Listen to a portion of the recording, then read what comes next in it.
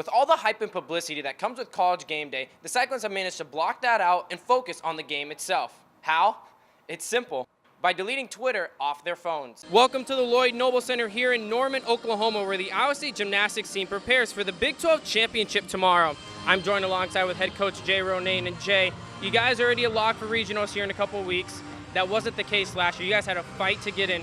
What do you tell? After waiting 665 days, Marquette transfer Jamil McKay made his Cyclones debut as he tallied 8 points and 5 rebounds in just 13 minutes of play as the Iowa State Cyclones routed the Drake Bulldogs 83-54 here at the Hy-Vee Big Four Classic. Now, ABC 5 Sports. In the past 6 years, Des Moines has hosted 5 NCAA championship events, but never the big dance. Come November, that may be changing. Des Moines has once again put in a bid to host the NCAA basketball tournament. It wasn't quite the debacle of Dewey defeats Truman, but thanks to deadlines, sports sections today were headlined with Javier Baez struggles in big league debut. Not exactly. Baez was struggling until the 12th inning late last night in Colorado. Baez was 0 for 5, but with one swing of the bat, a bad night became a game Baez will never forget. Last winter, Iowa State senior Brandon Jensen decided to walk away from football. 6 months later, the former Ankeny star has a change of heart. Jensen returns to the Cyclones for his senior season on the defensive line, which is only good news for a unit desperate for experience. Jensen started all 12 games last season and is ISU's only returning starter on the D-line. For Northern Iowa football, it's been back-to-back seasons without postseason play. By Panther standards, that's a drought. UNI has high hopes for 2014 and with good reason.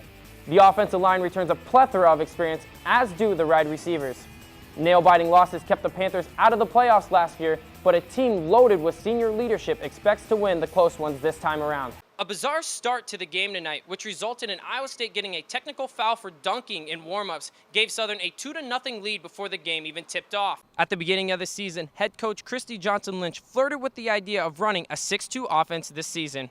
Well, tonight, she implemented that offense for the first time all season long, and well, it worked as the Iowa State Cyclones walked away with a sweep. On senior day, what a storybook ending for the two leaders of this senior class. Second-ranked Kyvan Gatson pinned Timmy McCall, and third-ranked Michael Moreno picked up a pin of his own over second-ranked Isaac Jordan as the eighth-ranked. Welcome to the Lloyd Noble Center here in Norman, Oklahoma, where the Iowa State gymnastics team prepares for the Big 12 championship tomorrow. I'm joined alongside with head coach Jay Ronayne. And Jay, you guys are already a lock for regionals here in a couple of weeks. That wasn't the case last year. You guys had a fight to get in. What do you tell your team that to go out and put up a good score, even though good score or bad score, they're going to advance anyways? You know, all season we've been chasing down personal best, and that's kind of been our focus for, 2 months now. It's every individual needs to be chasing down their personal best, and that doesn't necessarily mean the personal high score or personal record. Their very best performance that they can get out of themselves on that day, and that's what we're chasing right now. If that's what our team does in the Big 12 championship, we will do very well. Now, you go up against some tough opponents. You got arguably one of the best team in the nation, Oklahoma. You guys tied with West Virginia earlier this year. Yeah. What's it going to take to knock off West Virginia and hopefully compete with Oklahoma? Yeah. On paper, West Virginia and Iowa State very, very evenly matched. So, you know, we have to be putting up our personal best. That's what it's going to take to beat them. Oklahoma is number 1 in the country. It's going to take them falling apart and us doing our personal best to win it. So, you know, we are here to chase down everybody's personal best. All right, Haley Young, Kelsey Paz, along with multiple talented freshmen for your group. Yeah. What do you tell them to calm any nerves that they might have experiencing their first Big 12 championship? Well, I think the most important thing is for them to experience the championship and not let it all just whiz by them without them noticing what's happening. And I think they're doing a good job of staying focused on it right now.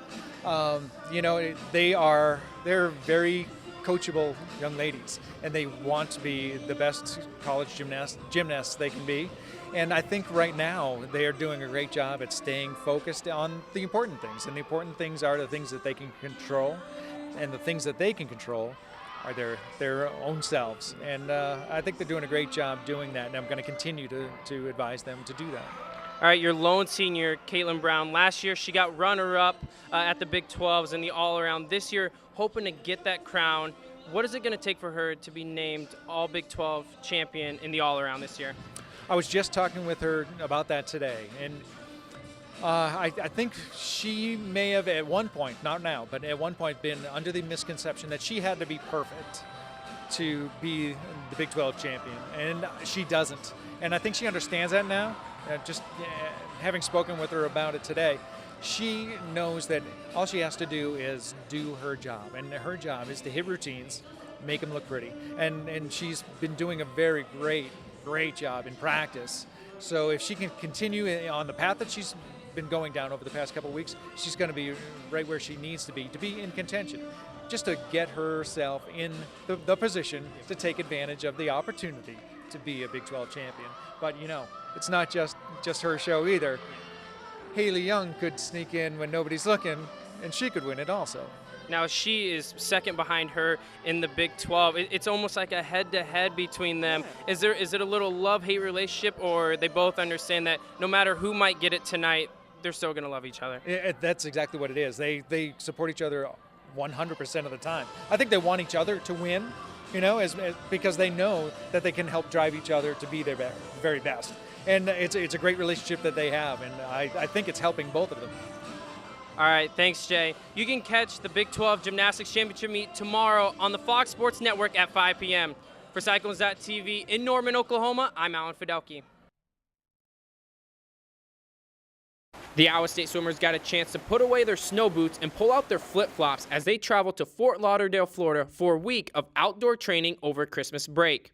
We have 2 hours of long course practice, and this year we went from noon to 2, and then in the evenings we went from 8 to 10 at night in short course. And long course is a 50-meter pool that you see in the Olympics, and short course is like what we have here in Fire Hall. We spent a lot of time working on endurance, and then we did some speed work, and then we did 3 real high-quality practices. I personally like training outside. I'm not used to it. But it's a nice change in environment and a different scenery from Bayer. So it's nice to breathe in the fresh air when you're working out. The trip not only gave them a chance to practice outdoors, but gave them a taste of what they can expect come late February.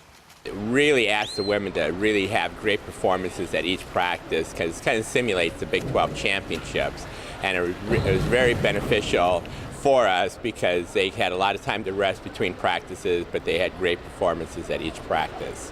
The trip also gave this young swimming team a chance to get to know each of their teammates. The kids get a lot closer. They'll spend time doing other things besides just training together. The team connections and relationships that you form here are ones that you'll never forget. Those bonding activities included laying on the beach, collecting seashells, riding waves, taking walks on the beach, and of course, shopping.